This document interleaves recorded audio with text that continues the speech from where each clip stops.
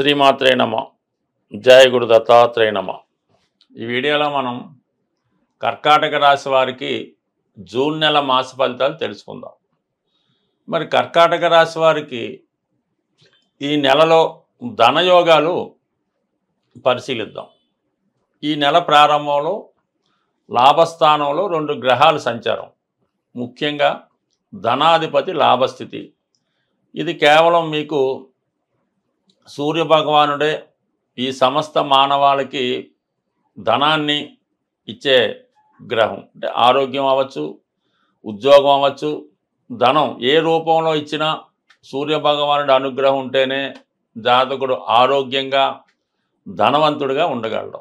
అటువంటి రవి మీకు లాభస్థానంలో ఉంటూ బుధగ్రహంతో కలిసి ఉండడం వలన అటు వ్యాపార వర్గం వారికి అటు విద్యార్థులకు కూడా అనుకూలించే అవకాశం ఉంటుంది. ముఖ్యంగా ప్రభుత్వ పథకాలు మీకు అనుకూలంగా రావడం జరుగుతుంది.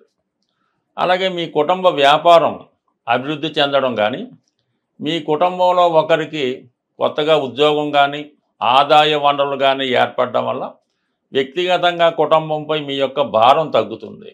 అలాగే రెగ్యులర్గా మీకు గవర్నమెంట్ సర్వీస్ అయినా ప్రైవేట్ సర్వీస్ అయినా ఉద్యోగంలో ఒక విధంగా ప్రమోషను బాధ్యత కూడా పెరుగుతుంది. ఉద్యోగంతో పాటు అదనపు ఆదాయం కూడా లభించే అవకాశం ఉంది. అంటే బుధుడు అక్కడ ఉన్నాడు కాబట్టి, అంటే లాభస్థానంలో మనకి ఎన్ని గ్రహాలు సంచరిస్తుంటే అన్ని రకాలుగా మనకు ఆదాయం లభిస్తూ ఉంటుంది. సో అందువల్ల ఏంటంటే మీకు ప్రస్తుతం అయితే ఈ రవి బుధ గ్రహాలతో అనుకూలంగా ఉంది. అయితే గురువు 12వ స్థానంలో ఉండడం వల్ల చాలా వరకు మీకు మంచి కార్యక్రమాలకి ధన వ్యయం జరుగుతూ ఉంటుంది.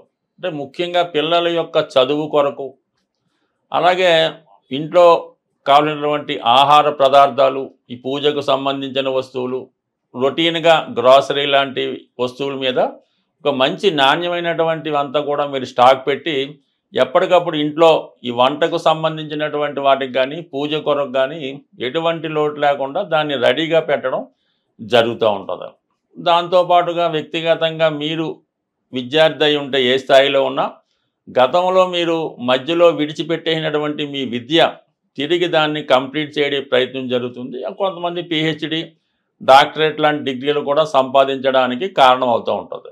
అలాగే ముఖ్యంగా సంతానం ఏదో కారణాల వల్ల వివాహం అయిన తర్వాత 3 సంవత్సరాల దాకా కూడా మీకు సంతానం కలగకపోతే అప్పుడు ఏదో విధంగా మీకు లోటు ఉందని తెలుసుకొని తగినటువంటి వైద్య సహకారం తీసుకోవడం వల్ల ఈ సంవత్సరంలో మీకు సంతాన భాగ్యం మాత్రం 100% కలుగుతుంది. బట్ ఏదైనా గురువు ఏ కారకత్వాలు వహిస్తుంటాడో అవన్నీ 12వ స్థానంలోకి రావడం వల్ల అవి మీకు అనుకూలంగా మారడం జరుగుతూ ఉంటుంది. ఒకటి ఏంటంటే విద్య కంప్లీట్ చేసుకుంటారు, సంతానం కలుగుతుంది, ఆరోగ్యం బాగుంటుంది, సంస్కారవంతంగా ఉంటారు.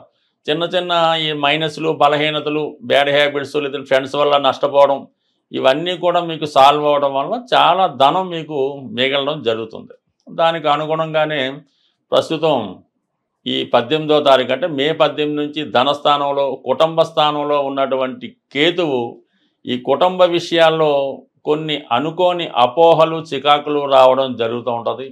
కుటుంబ సభ్యుల మధ్య ఒక విధమైన మనస్పర్ధలు రావడం జరుగుతూ ఉంటుంది. అంటే కుటుంబ సభ్యుల యొక్క ప్రవర్తన, వారి యొక్క ఆలోచన ధోరణి గతంలో కన్నా భిన్నంగా ఉండడం వలన కొన్ని విభేదాలు, కొన్ని ఇబ్బందులు కలగడం జరుగుతూ ఉంటుంది. అంటే ఇంట్లో ఒక్కొక్కరి ప్రవర్తన, ఒక్కొక్కరి ఆలోచన ఒక్కొక్క విధంగా ఉండడం వల్ల వారి యొక్క ఆలోచనలు మిగతా కుటుంబ సభ్యుల మీద రుద్దాలనే ప్రయత్నంలో ఒకరికొకరికి పొంతన లేకపోవడం వలన కొన్ని చికాకులు రావడం జరుగుతుంది.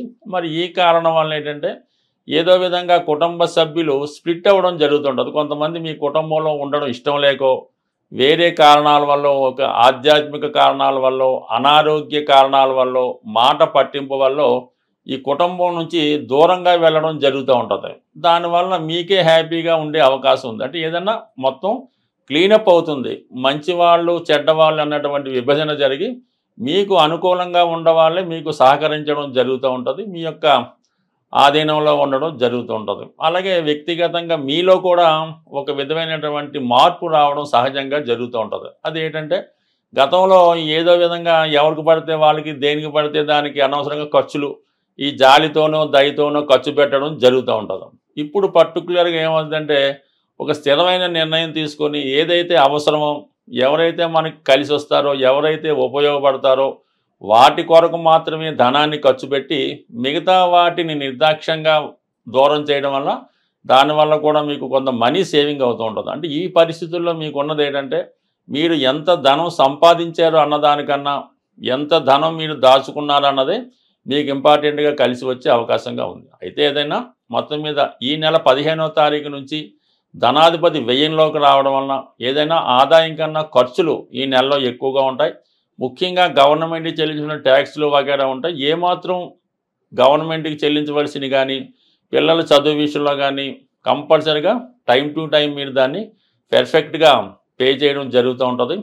అయితే అష్టమంలో రాహు కొంత ఇబ్బందులు అప్పుడప్పుడు కొన్ని ఎంత నిజాయితీగా వెళ్ళినా ఎంత పెర్ఫెక్ట్గా ఉన్నా ఏదో ఒక ఇబ్బంది, ఏదో ఒక స్ట్రగుల్, ఏదో ఒక అవమానం జరిగే అవకాశం ఉంది. కొన్ని నిందలు కూడా మీ మీద వచ్చే అవకాశం ఉంటుంది కాబట్టి బట్ ఏదైనా ఎంత జాగ్రత్తగా ఉన్న కొన్ని తప్పవు కాబట్టి వాటికి కూడా సిద్ధంగా ఉండండి. భాగ్యంలో ఉన్నటువంటి శని మీకు కొంతవరకు ఏకాంత జీవితాన్ని సింగిల్గా ఉంటే బాగుంటుంది అన్నటువంటి ఆలోచన కూడా కలుగుతుంది. ఈ కార్యక్రమంలో కొన్ని రోజులైనా మీరు ప్రశాంతంగా ఉండాలనే మీ ఆలోచన నెరవేరుతుంది. దీని కొరకు మీరు ఏదైనా ఒక పుణ్యక్షేత్రంలో కానీ ఒక ఆధ్యాత్మిక కేంద్రంలో కానీ కొన్ని రోజులు ఉండే అవకాశం. ఏదైనా ఈ జూన్ నెలలో ధనాన్ని అదృష్టాన్ని ప్రసాదించే గురు గ్రహం మౌఢ్యంలోకి వెళ్ళడం జరుగుతుంది. అంటే ఇంచుమించుగా మనకి జూన్ 10వ తారీఖు నుంచి జూలై 8వ తారీఖు వరకు కూడా ఈ గురు మౌఢ్యం అన్నది ఏర్పడడం జరుగుతుంది. దాని శుభకార్యాల మాట పక్కన పెట్టిన మనీ రొటేషన్ అన్నది చాలా వరకు తగ్గిపోవడం జరుగుతూ ఉంటుంది. ప్రతి ఒక్కరికి కూడా ఆర్థిక పరమైనటువంటి టైట్ ఏర్పడుతూ ఉంటుంది. అంటే సమయానికి మనకి రావాల్సింది రాకపోవడం జరుగుతూ ఉంటుంది. సో ఏదైనా ఏ గ్రహం అయినా మనకి అనుకూలమైనటువంటి ఫలితం ఇవ్వాలంటే ఆ పరమేశ్వరుని యొక్క అనుగ్రహం తప్పనిసరిగా ఉండాలి. అంటే శివుడు అభిషేక ప్రియుడు అవటం వల్ల శివునికి ఈ సమయంలో మనకి ధనాన్ని ఇచ్చే కొన్ని పరిహారాలు తెలుసుకుందాం. అందులో ముఖ్యంగా శివునికి ఈ మారేడు దళములు సంపాదించి అవి నీటిలో వేసి ఆ జలంతో అభిషేకం చేయవలసి ఉంటుంది. అంటే మారేడు దళములు వేసినటువంటి వాటర్తో అభిషేకం చేయాలి.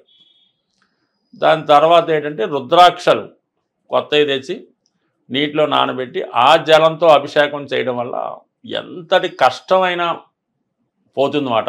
ఆఖరికి పెద్ద క్రైమ్ అయినా పోతూ ఉంటుంది. దాని తర్వాత జనరల్గా ధనం కొరకు చెరుకు రసంతో అభిషేకం, లేదా ఆవు పెరుగుతో అభిషేకం, లేదంటే అరటిపళ్ళు గుజ్జుగా తయారు చేసి వాటి యొక్క అరటిపళ్ళు యొక్క పానకంతో అభిషేకం చేయొచ్చు.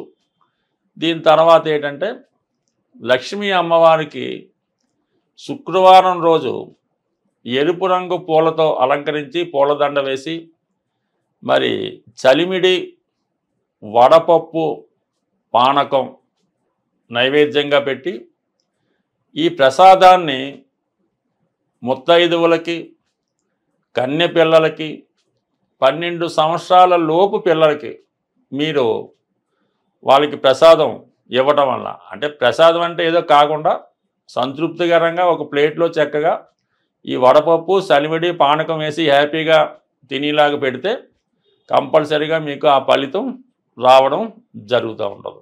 అలాగే మన గృహం కోసం ఇంకా ఏదైనా మీ యొక్క జాతకాన్ని సంపూర్ణంగా క్షుణ్ణంగా తెలుసుకోవాలి, అలాగే మీ యొక్క జీవితాన్ని బాగుపరుచుకొని అటు మీ యొక్క సొంత గృహాన్ని అంటే నివసిస్తున్న గృహాన్ని అలాగే మీ యొక్క జాతకాన్ని ఏమైనా లోపాలు ఉంటే సరి చేసుకొని మీరు అదృష్టవంతులుగా మారాలంటే మీకు తెలుసున్నటువంటి జ్యోతిష్కులు ఎవరైనా ఉంటే వారిని సంప్రదించి వారు చెప్పింది ఫాలో అయింది.